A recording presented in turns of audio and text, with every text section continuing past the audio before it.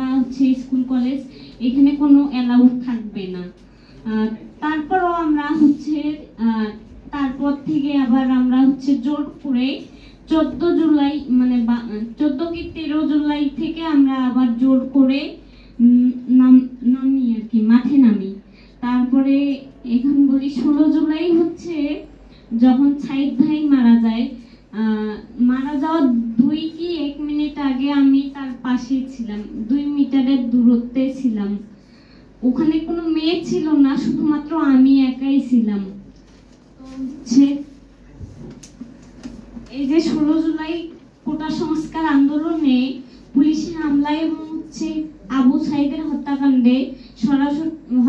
সরাসরি দেখার পর ঘটনা মানে আমার মনে গভীরভাবে রেখাপাত করে। ওই সময়ের পর থেকেই রাতে ঘুম হয় না আর কি, অস্থির লাগে। ঘুমাতে গেলেই সাইদ ভাইয়ের কথা বা সাইদ ভাইয়ের যে মৃত্যুটা আর কি ঘটে, ওই দৃশ্যটা শুধুমাত্র আমার চোখের সামনেই ভেসে ওঠে যে এটা কিভাবে সম্ভব। মানে শুধুমাত্র ওই দৃশ্যটাই চোখের সামনে ভেসে ওঠে। তারপর হচ্ছে আমাকে আরো একটা বিষয় ভাবায়, সেটি হচ্ছে যে এই আন্দোলনে আবু সাইদ ভাই এবং মুগ্ধ ভাইয়ের বাইরেও আরো অনেকে ছিলেন, অনেক ছাত্র ছাত্রী অনেকেই ছিলেন। তারপর হচ্ছে অনেকে শহীদও হয়েছেন, এবং শুধু তো ছাত্ররা শহীদ হননি, হয়েছেন মানে শ্রমজীবী মানুষ। তারপর হচ্ছে শ্রমজীবী মানুষের মানে শ্রমজীবী পরিবারের একমাত্র উপার্জনক্ষম একজন ব্যক্তি, উনি হচ্ছে শহীদ হয়েছেন। যে পরিবারে উনি একমাত্র উপার্জন করতেন, ওনার পরিবারে হয়তো 3 জন ওনারা ছিল, একজন ছোট বাচ্চা এবং হচ্ছে ওনার ওয়াইফ।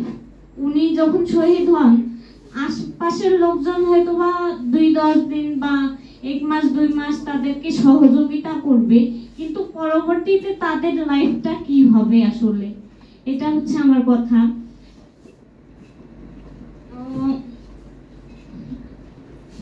আমরা কি তাদের কথা চিন্তা করি? আমরা কি তাদের কথা ভাবি যে যারা মানে শ্রমিকরা, যারা হচ্ছে এই মানে শ্রমিকরা যায়নি ঠিকই, কিন্তু এই আন্দোলনে মানে হচ্ছে বের হয়ে তারা যে শহীদ হলো, তাদের কথা কি আমরা একবারও ভাবছি না। তারপরে কোনো শহীদ পরিবার হয়তো সাময়িকভাবে সহযোগিতা পাচ্ছে এখন, কিন্তু দীর্ঘমেয়াদে বা অদূর ভবিষ্যতে তাদের কি হবে? যিনি শহীদ হলেন তিনি সারা জীবন যেভাবে তাদের পরিবারকে দেখে রাখতে পারতেন, সেটা কি এখন সম্ভব? তাদের পরিবার, তাদের সন্তানদের কি পরিণতি হবে? তাদের মৃত্যু বা শহীদ হওয়া নিয়েও তো প্রশ্ন উঠবে যে কেন সে সবজি বিক্রি করতে গেল, বা না গেলেও তো পারতো সেদিন বিক্রি করতে। তারপর হচ্ছে এমন একজন শহীদ আছেন যার স্ত্রী অন্তঃসত্ত্বা, মানে হচ্ছে যিনি মারা গেছেন তার হচ্ছে সেই সন্তান, মানে সেই বাবা তার সন্তানকে দেখতে পায়নি, এবং সন্তানও তার বাবাকে বাবা বলে ডাকতেও পারলো না এবং দেখতেও পেল না। এটা হচ্ছে বিষয়, এটাও আমাকে ভাবায়।